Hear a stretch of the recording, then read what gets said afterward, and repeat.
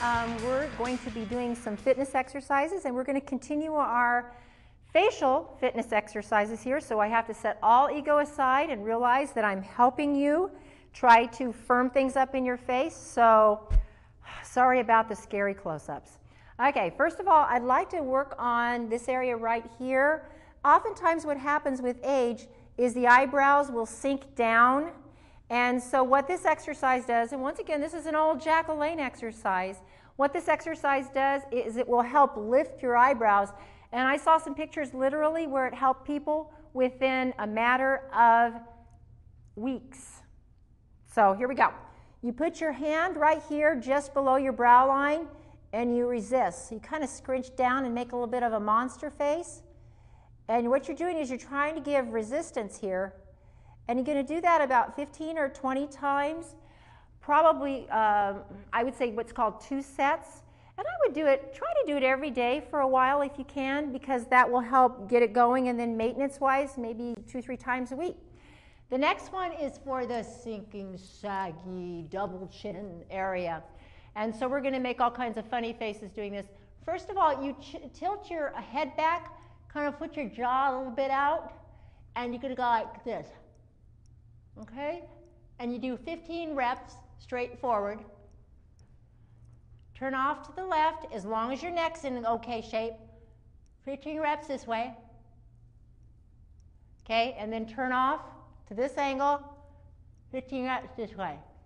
And if you can do that a couple of times a day, thank God the close-up is gone.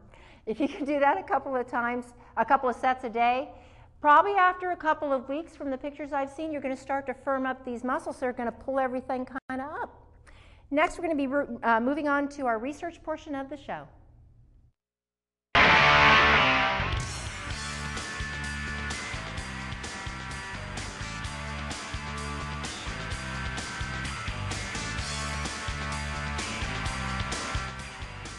Welcome to the research portion of our show, and with us today is Ralph Turchiano. Ralph? And thank you for the intro. Well, looks like vitamin E is back in the news again, but in ways you would not normally expect. A while ago, they were really bad-mouthing vitamin E, the major media, but why are they not talking about it positively now? Well, here's some interesting studies. Out of Oregon State University, published in Nutrition Review. Remember, I tend to only deal with published news articles or published scientific articles. Women taking vitamin E had 24% fewer deaths from heart disease. Vitamin E's protective effect appeared even stronger in women over 65.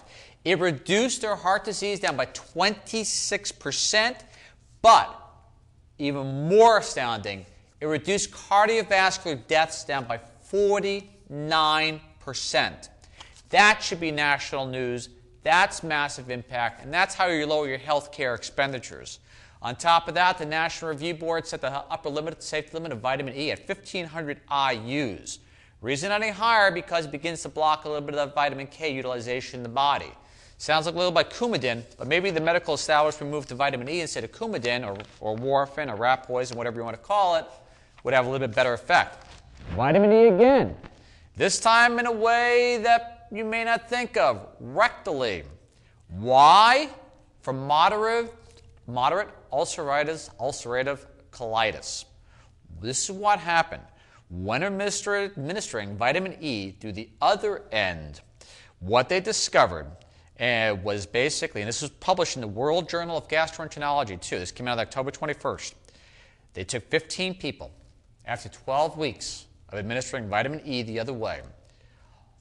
They found 9 of the 15 went into total clinical remission.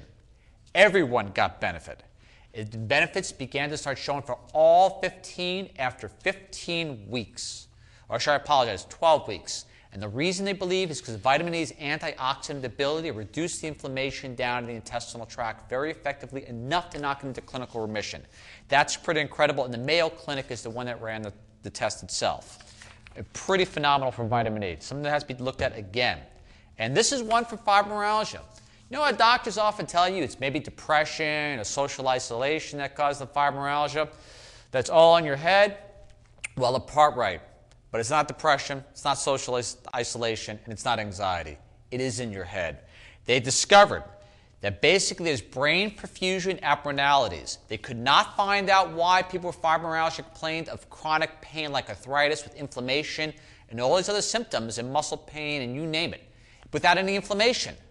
Well, it's not in the joints, it's not in the muscle. They do believe it's in the brain.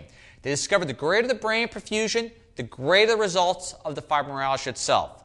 Basically, they said too, fibromyalgia may be related to a global dysfunction of cerebral pain processing, not found in healthy subjects or people without fibromyalgia. That's groundbreaking. A lot of people being treated the wrong way with anti-inflammatories and things like that. It's not that. It is in the head. They have to look at it a little bit more. Also now another one, in regards to Alzheimer's, another incredible what appears to be almost like a miracle cure. This is with a vitamin B3 derivative called nicotinamide.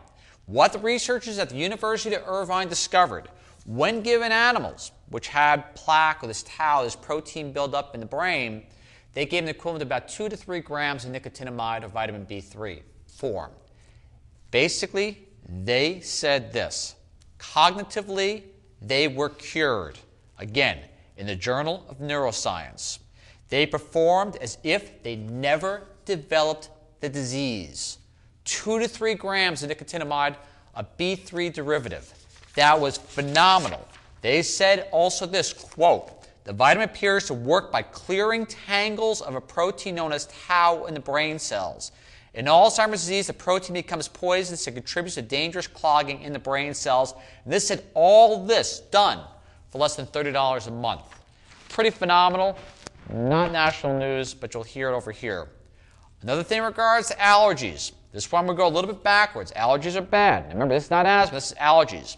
In the December issue of the Quarterly Review of Biology, they said, out of Cornell University, that allergy symptoms may protect against cancer by expelling foreign particles, some of which may be carcinogenic or carry absorbed carcinogens from the organs they likely to come in contact with. Medical research have long suspected an association between allergies and cancer. So they said, so if allergies are part of the body's defense against foreign particle invaders, is it wise to use antihistamines and other suppressants? Really interesting consideration. They have to do more review. Next question is this. This has to do with preemption, and this goes before the Supreme Court. What would you do if you realize your drug manufacturer is not held liable for lying about the results of their medications? Well, it's ahead of the Supreme Court, and this is what happened. It's called this. The FDA's approval of drugs absolves companies of any responsibility if that drug later turns out to be dangerous, even if the information was concealed from the FDA during the approval process itself. Again, preemption. They use an example of Johnson & Johnson. In 1996, they came out with the birth control patch. They sold it by selling it required less estrogen than basically birth control pills did. They found out that they ended up lying completely. Instead, what they use is a correction factor. Their correction factor on page 425 report of the scientific article from Johnson & Johnson basically just messed with the math. As a result, Johnson & Johnson was saying, well, the FDA approved it, therefore you have no lawsuit. And thank you very much. That's the end of this segment. Thank you very much, Ralph. We appreciate your information. Once again, we hope that the various segments of our show will encourage you to further research all of these topic matters. Thanks again.